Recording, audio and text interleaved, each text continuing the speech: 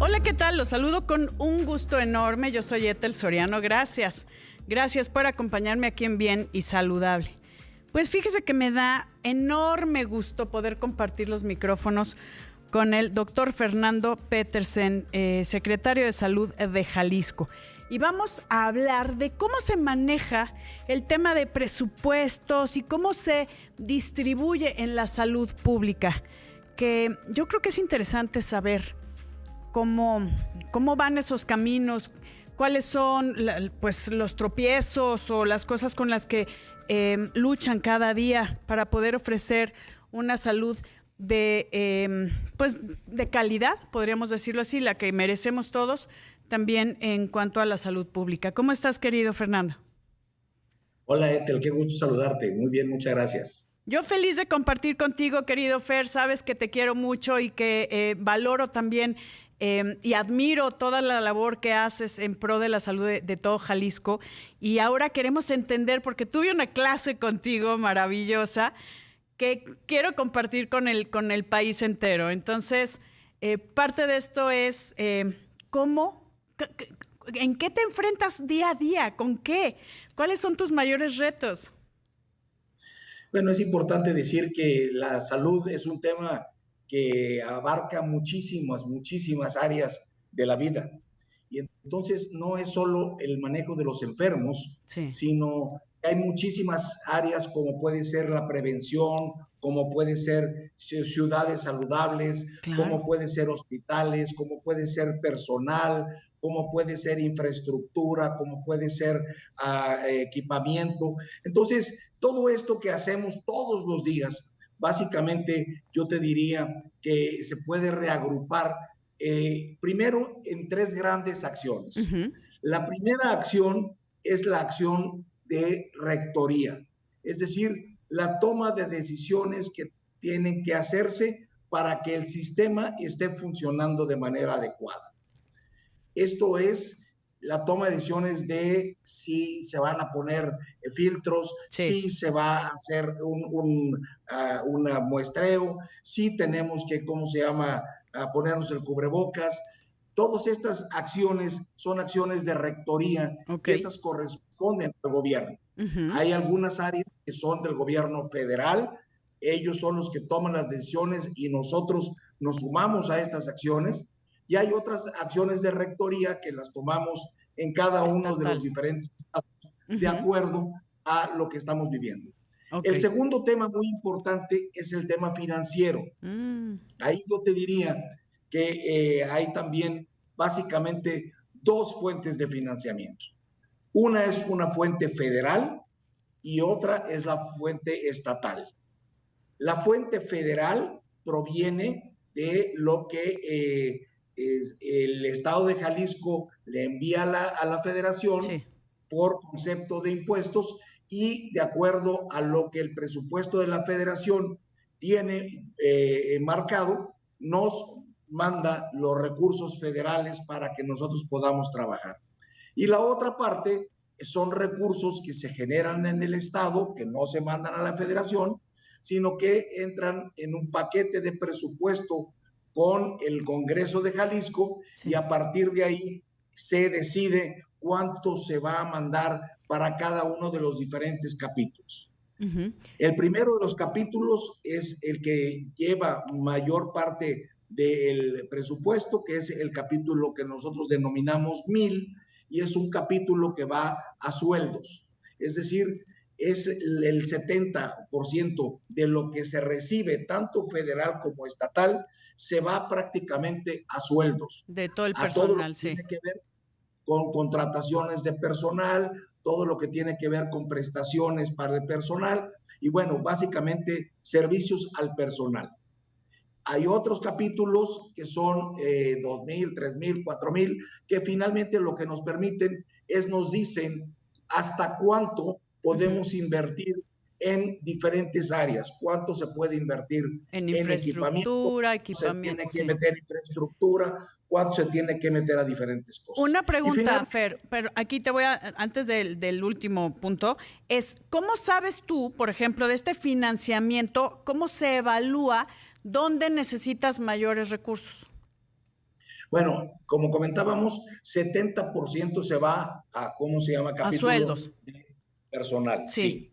Del resto, ¿no? Dependiendo de cómo se va generando la demanda, sí, el presupuesto ya lo traemos más o menos definido. Es decir, ya el Congreso del Estado, sí. cuando hace su evaluación de presupuesto, nos dice, a ver, doctor, para cancerología se va a ir tanto, para hospitales civiles se va a ir tanto, para, ¿cómo se llama? La compra de medicamentos puede ser hasta tanto, Ya. ¿no? Para compra de equipos va a ser hasta ¿Y el tanto. Es decir, Congreso cómo no sabe es esas necesidades, querido Fer? porque nosotros, hay un histórico, ¿no? Sí, Que nos dice más o menos cuánto se gasta y además, pues tenemos una relación importante con el Congreso, sí, sobre todo cuando hay áreas de nueva apertura. sí. Nosotros hoy, por ejemplo, te puedo decir con mucho gusto que hoy inauguramos una sala de atención integral para niños, Mm, niñas y adolescentes con quemaduras. Es ándale. decir,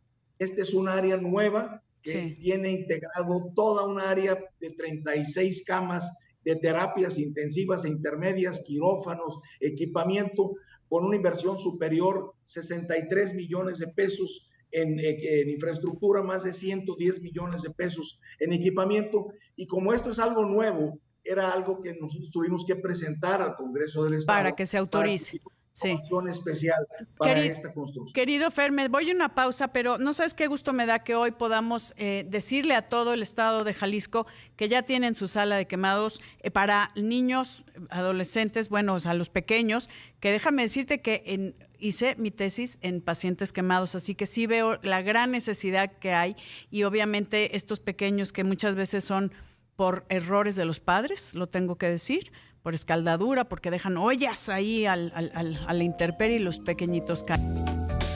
Estoy platicando con el doctor Fernando Petersen, secretario de Salud de Jalisco, acerca de cómo se maneja la salud pública, cómo se determina a dónde van los recursos, cómo es esta interacción entre cuando se centraliza la atención de forma federal o estatal, cómo son las autorizaciones del Congreso para la designación de presupuestos. Y de verdad me encanta escucharte, querido Fer, porque lo haces con tanta pasión y tanto gusto y le sabes. Entonces es parte de lo que quería compartir con toda la gente que nos ve y nos escucha. Muchas gracias. No, la verdad, muy contentos de que Jalisco hemos podido, gracias a la suma de esfuerzos, porque es muy importante decir que la salud no nomás son médicos y enfermeras. No, Es decir, tenemos muchísima gente, muchísimas asociaciones, universidades que se han venido sumando a esta gran apuesta por la salud en Jalisco que encabeza el gobernador y sí, que de alguna manera hoy día está dando resultados diferentes, porque lo que estamos queriendo es priorizando a la salud sobre otras áreas y que nos permite que la inversión que ha hecho el Estado de Jalisco en estos 5 años y algunos meses uh-huh, sea histórica. Es decir, hoy día nosotros tenemos dos hospitales grandes de alta especialidad, como son los hospitales civiles de Guadalajara, sí, que también estaremos inaugurando una tercera instalación y en lo llamado el Hospital Civil del Oriente. Tenemos un antiguo Hospital Civil de Guadalajara, un Hospital Civil Juan y Menchaca y estaremos ya arrancando en breve el Hospital Civil del Oriente.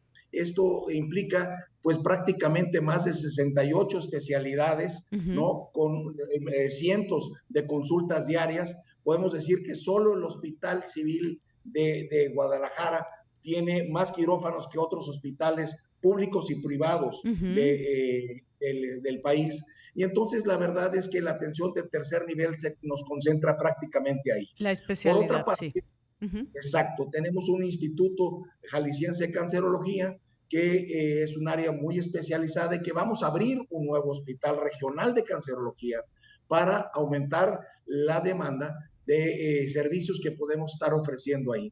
Finalmente, tenemos el organismo público descentralizado Servicios de Salud Jalisco, que es lo que compartimos con el resto de los estados de la República. Sí, Todos los estados tenemos un OPD Servicios de Salud Jalisco. Es decir, quien es el tercer eslabón que te comentaba dentro de las funciones de salud. Te decía, el número 1 es la rectoría, el número 2 tiene que ver con el financiamiento y el número 3 tiene que ver con la atención de los pacientes. Ahora, esta atención de los pacientes se nos da en centros de salud, ¿no? Hospitales regionales, hospitales comunitarios y hospitales de alta especialidad. Ok, dentro de todas las necesidades de Jalisco, porque alguna vez tuve la oportunidad de platicar contigo, querido doctor Fernando Petersen, es, por ejemplo, lo del dengue, ¿no? Que creo que con este tema de prevención se ha disminuido muchísimo en Jalisco. Es un ejemplo de lo que se puede hacer en cada estado con las necesidades particulares de los ciudadanos. Entonces, ¿qué ha cambiado en Jalisco como para que también la gente sepa todas las acciones preventivas que se están haciendo? Bueno, es muy importante decir que en dengue nosotros tuvimos un recibimiento bastante importante en el año 2019, en donde Jalisco fue el estado con mayor número de casos de dengue. Sí. La verdad, nos dimos cuenta que había que hacer muchas acciones, además de simplemente fumigar. El primero de los puntos era que teníamos que hacer enlace con los municipios. Y de hecho, en un momento más tendré una reunión con todos los presidentes municipales, porque la acción de la presidencia municipal es fundamental en esto. Es decir, necesitamos eliminar criaderos.